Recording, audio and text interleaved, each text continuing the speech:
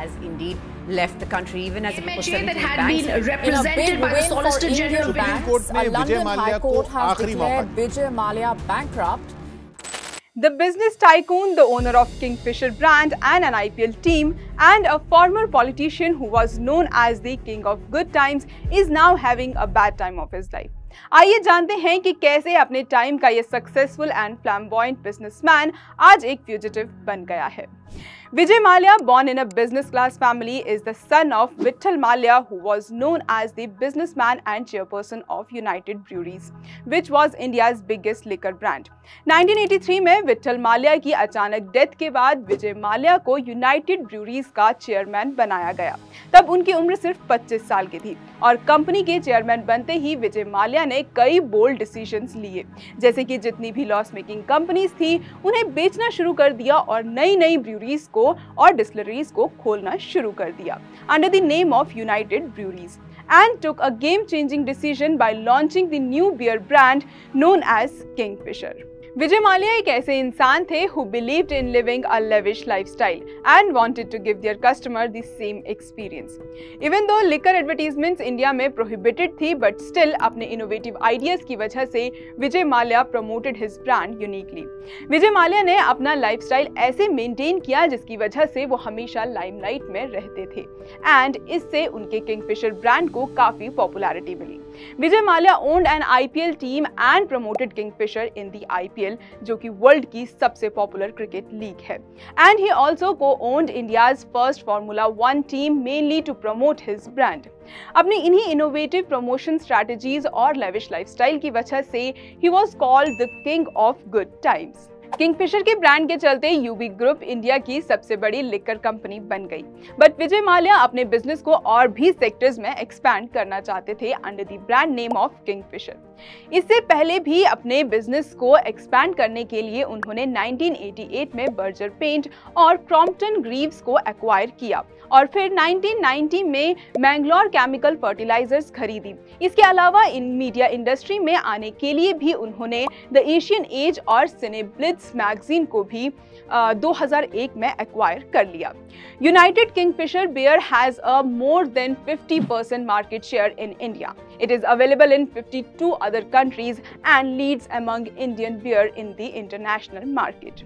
Vijay Mallya lived his life king sized and वो अपनी airline में भी ऐसी ही सर्विसेज देना चाहते थे जिससे कि their customers feel like a king, जहां अच्छा खाना, spacious and luxurious cabins, in flight entertainment जैसी फैसिलिटीज कस्टमर्स को मिले। किंगफिशर पहली ऐसी एयरलाइन थी जहां फर्स्ट क्लास केबिन था, जिसमें फर्स्ट क्लास में ट्रेवल करने वाले पैसेंजर्स को काफी फैसिलिटीज एयरपोर्ट पर भी मिलती थी, जिससे किंगफिशर बिजनेस क्लास और अमीर लोगों की पहली पसंद बन गई थी और जल्द ही किंगफिशर का मार्केट शेयर 25% के आसपास बढ़ गया था in terms of passenger travelling and it become the second largest airline of India. लेकिन अभी भी वो एक लॉस मेकिंग कंपनी ही थी।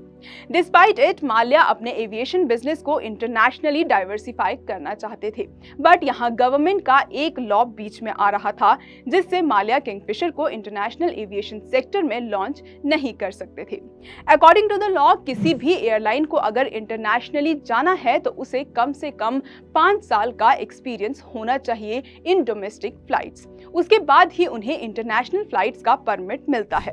लेकिन किंगफिशर को अभी 3 साल ही हुए थे, तो इसी के चलते किंगफिशर ने एक छोटी loss making company air Deccan को खरीद लिया और उसका नाम बदलकर रख दिया किंगफिशर रेड और उसकी टिकट प्राइस भी काफी लो रखी, जिसके चलते किंगफिशर इंटरनेशनल रूट्स पर भी फ्लाइट्स ऑपरेट करने लगी।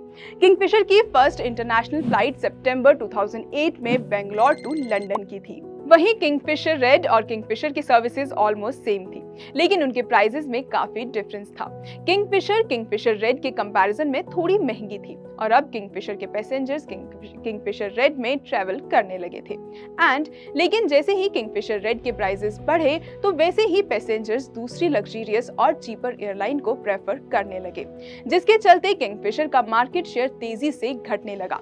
लेकिन सबसे ज्यादा ध्यान देने वाली बात तो ये थी कि किंगफिशर अपने डोमेस्टिक रूट पर भी प्रॉफिटेबल नहीं थी, जिसके चलते कंपनी बार बार कैश आउट हो जाती थी कैश आउट मतलब कंपनी के पास अपने डेली बेसिक खर्चों के लिए भी पैसे नहीं होते थे, जिसकी वजह से किंगफिशर अलग-अलग बैंकों से लोन लेकर अपने ऑपरेशंस पूरे करती थी।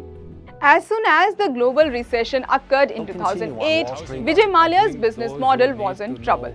The cost of fuel went up, the number of passengers shrank, and the airline, which never made a profit, went bankrupt in 2012. और इंटरनेशनल फ्लाइट्स ऑपरेट करने के लिए काफी पैसा रिक्वायर्ड होता है और कंपटीशन भी काफी ज्यादा था।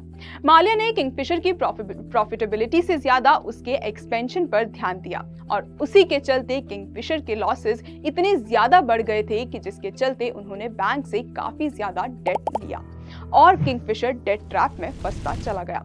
लेकिन विजय माल्या यहाँ भी नहीं माने। जब लॉसेस ज्यादा ही बढ़ गए तब किंगफिशर फॉरेन इन्वेस्टर्स को अप्रोच करने लगी और वहीं एतिहाद एयरवेज, जो कि अबू धाबी बेस्ड एयरलाइन थी, वो किंगफिशर में इन्वेस्ट करने के लिए इंटरेस्टेड थी। लेकिन तब एफडीआई का सिविल एविएशन में इन्वेस्ट करना अलाउड नहीं था और इन्हीं सब रीजंस के चलते माल्या ने किंगफिशर रेड को बंद कर दिया, क्योंकि किंगफिशर एयरलाइन के एम्प्लॉइज को 7 महीने से सैलरी नहीं मिली थी, जिसकी वजह से ऑपरेशंस रुक गए थे। वहीं 2012 में एसबीआई ने किंगफिशर को दिए हुए लोन को एनपीए में डाल दिया। फिर दिसंबर 2012 में किंगफिशर एयरलाइन का लाइसेंस कैंसिल हो गया और उसका बिजनेस बंद हो गया। उस वक्त तक किंगफिशर पर लगभग 9,000 करोड़ का लोन था, जिसे वो चुका नहीं पाई। वहीं बैंक्स और माल्या के बीच कई बार मीटिंग्स हुई, तब माल्या बैंक को प्रिंसिपल अमाउंट देने के लिए तैयार थे, पर बैंक्स ने उनका प्रपोजल एक्सेप्ट नहीं किया। बैंक को उनका पूरा पैसा इंटरेस्ट के साथ चाहिए था। 17 बैंकों ने ड्यू डिलिजेंस के बिना ही किंगफिशर को लोन दे दिए, जिसमें से एसबीआई ने 1600 करोड़ और आईडीबीआई बैंक ने 900 करोड़ का मोटा-मोटा लोन दिया था। एयरलाइन इंडस्ट्री एक कैपिटल इंटेंसिव बिजनेस है, जहां प्रॉफिट मार्जिन काफी कम है। इसका अंदाजा आप इसी से लगा सकते हैं कि एयर इंडिया, जो कि गवर्नमेंट ओन्ड एयरलाइन थी, वो भी प्रॉफिटेबल नहीं थी। लेकिन गौर करने वाली बात तो ये है कि बैंक से लोन लेने के लिए वहां कुछ सिक्योरिटी देनी पड़ती है और वहां एक बैंक ऑफ इंडिया ने 300 करोड़ का लोन बस स्टेशनरी और प्रिंटर जैसी चीजों की सिक्योरिटी पर दिया था और वहीं ऐसे काफी बैंक हैं जिन्होंने यही छोटी छोटी सिक्योरिटीज के बेसिस पर लोन दिए थे। आई होप आपको ये वीडियो अच्छा लगा होगा और ऐसी ही और भी इंटरेस्टिंग वीडियोस के लिए फॉलो स्टॉक डैडी।